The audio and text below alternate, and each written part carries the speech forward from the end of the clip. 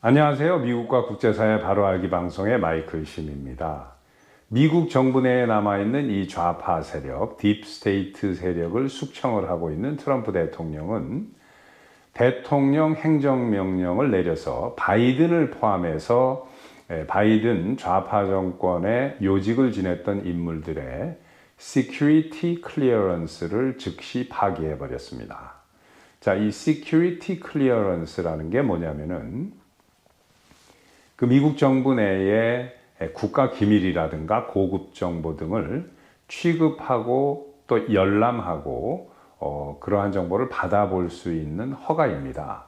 그래서 지위의 그 레벨에 따라서 이러한 허가를 영원히 갖는 사람들도 있고 또는 그 직책을 떠나면서 이 허가를 바로 반납하고 또는 파기되고 하는 그러한 직책들도 있습니다. 그러나 대통령을 지냈다거나 또는 국무장관, 국방장관, 법무장관 그리고 CIA나 FBI 국장 정도를 지낸 사람들은 영원히 이 비밀 취급 또 열람 허가 이 시큐리티 클리어런스를 영원히 가지고 있습니다. 그리고 이제 그 이외의 직책은 이제 또 몇 년 후에 그 직책을 떠나면 몇 년 후에 파기되거나 즉시 파기되거나 이렇게 되는 건데, 트럼프 대통령이 바이든의 시큐리티 클리어런스를 파기한 것은 벌써 지난주에 며칠 됐습니다. 그러나 어제 또 이 토니 블링컨, 이 며칠 전은 아니죠. 3주 전까지 국무장관을 지냈던 토니 블링컨의 이 시큐리티 클리어런스도 대통령 행정명령으로 파기시켜버렸습니다. 그리고 뉴욕주 법무장관인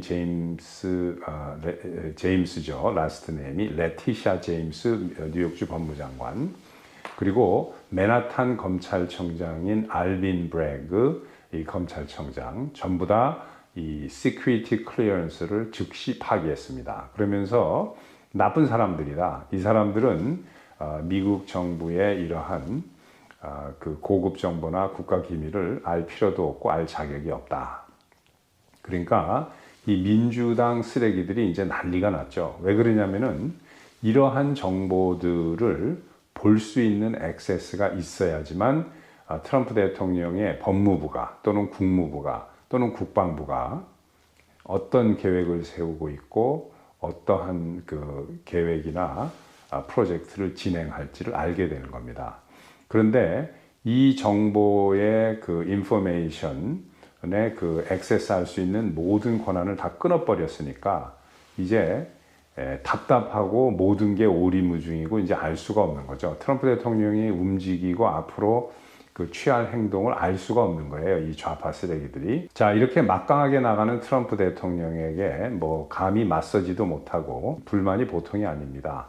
어쩌면 이럴 수가 있느냐라고 하면서 전직 대통령, 불과 몇 주 전까지 대통령을 지냈던 바이든의 시큐리티 클리어런스까지 파기해버리는 게 어디 있느냐, 너무한 거 아니냐라고 이제 뭐 난리가 났는데, 이거에 대해서 뭐 찍소리도 할 수가 없습니다. 왜냐하면 헌법에 대통령의 특권으로 나와 있고 행정명령을 통해서 다 파기시켜버렸기 때문에 뭐 덤빌 수 있는 방법이 없는 거죠. 그저 그냥 컴플레인만 하는 건데, 트럼프 대통령은 완전히 멋있는 말로 일축을 해버립니다. 뭐냐? 바이든 같은 경우에는 자기 자신의 그 가족들의 이름도 잘 모르고 헷갈리고, 본인의 아들이 어디서 사망을 했는지도 맨날 이야기할 때 틀릴 정도로 기억력이라든가 지적 능력이 지금 저하되고 있는데, 그런 사람이 이런 중요한 국가 기밀을 알아가지고 이것은 매우 위험한 일이다. 알 필요도 없다. 그래서 그 대통령 대선 3개월 전에 대선 주자를 해리스로 바꿔버린 거 아니냐, 민주당에서. 민주당이 자기네들끼리는 이러한 그 기억력이나 지적 능력이 떨어지는 것을 보고 지들 마음대로 역사상에도 없는 경선을 통한 대선 후보가 아니라 부통령이었다는 그 이유 하나만으로 경선을 통하지 않고 대선 후보가 된 미국 역사상에 이런 치욕스러운 일을 벌린 게 민주당인데, 이제 내가 그러한 지적 능력이나 기억력이 걱정이 돼서 이 시큐리티 클리어런스를 파기하는 건 안 된다고? 그건 말이 안 되는 얘기 아니냐 하면서 받아칩니다. 그러니까 트럼프 대통령이 지금 이렇게 막강하게 나가는데 이걸 맞설 수 있고 제동을 걸 수 있는 아무런 능력이 없습니다. 그러나 미국 헌법에 체크 앤 밸런스가 너무나도 기가 막히게 돼 있어서 이렇게 대통령 행정명령이 너무 이렇게 독선적이다, 심하다, 또 위헌의 요소가 있다라고 하면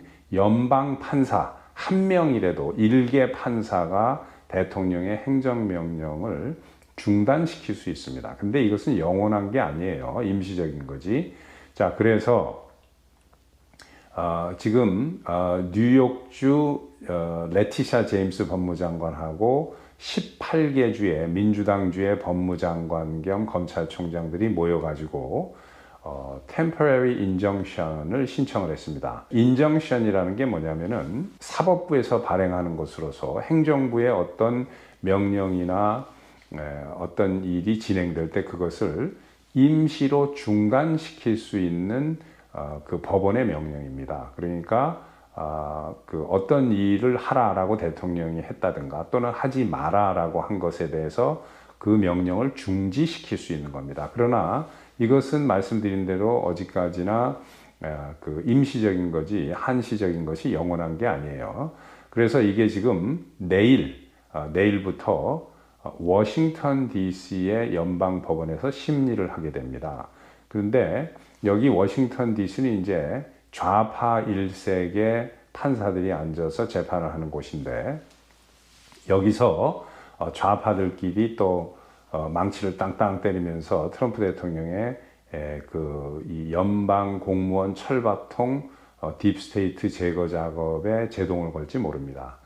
그러나 또 제동이 안 걸릴 수도 있어요. 왜 그러냐면은 한국과 달라서 미국은 이 민주당 출신의 판사라 할지라도 제대로 정신머리가 박힌 사람들이 꽤 있어서 여기서 트럼프 대통령의 행정명령이 옳다라고 이렇게 판결이 날 수도 있습니다. 그러나 만약에 그렇게 판결이 나질 않고 좌파들이 때를 지어서 깡패처럼 이제 트럼프 대통령의 행정명령을 중단을 시켜도 큰 관계가 없는 게 여기서 이제 Federal Circuit Court이라고 해서 고등법원으로 트럼프 대통령이 그 항소를 하게 되면 고등법원에서는 99.9% 트럼프 대통령의 행정명령이 그 승리를 하게 될 겁니다.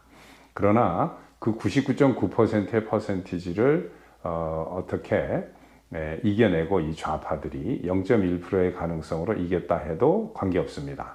대법원으로 올라가면은 트럼프 대통령이 임명한 대법관 3명에다가 그 전에 공화당 대통령들이 임명한 대법관 3명에서 6명, 총 9명의 미국 대법원에서 6대3으로 트럼프 대통령의 공화당이 절대 우위에 있기 때문에 당연히 대법원까지 올라가면은 트럼프 대통령이 그 승리를 하게 되는 건데 이제 시간을 끄는 거죠. 그때까지. 이 좌파들은 지금 너무나도 다급해졌고 트럼프 대통령이 이 밀어 제끼는 것을 보면 완전히 그 옛날에 박정희 대통령이 미국에서 다시 태어난 것처럼 그렇게 보입니다.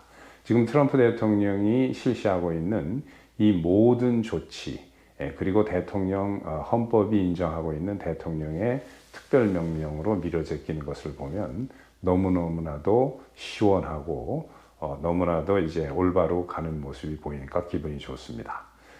그래서 한국의 윤 대통령도 역시 마찬가지로 헌법이 보장하고 있는 대통령의 고유 권한인 계엄 선포권을 그 발동을 해서 계엄을 선포를 했는데 이게 위헌이라고 말도 안 되는 어거지를 부리면서 깡패 집단이 지금 윤 대통령을 구속을 시켜놨습니다. 그리고 국민들의 상당수가 요즘에 뭐 다수는 아니지만 상당수가 한 3분의 1 정도 되는 수인 것 같은데 윤 대통령이 잘못했다라고 뭐를 잘못했는지도 모르면서 이 쓰레기 언론이 민주당과 손잡고 밀어대는 대로 그게 맞다라고 생각하는 국민들이 아직도 몇십 %가 있으니까 정말 애처로운 그러한 상황입니다. 하지만 지금 젊은 사람들이 깨어나면서 한국도 빨리 깨어나기를 바랍니다.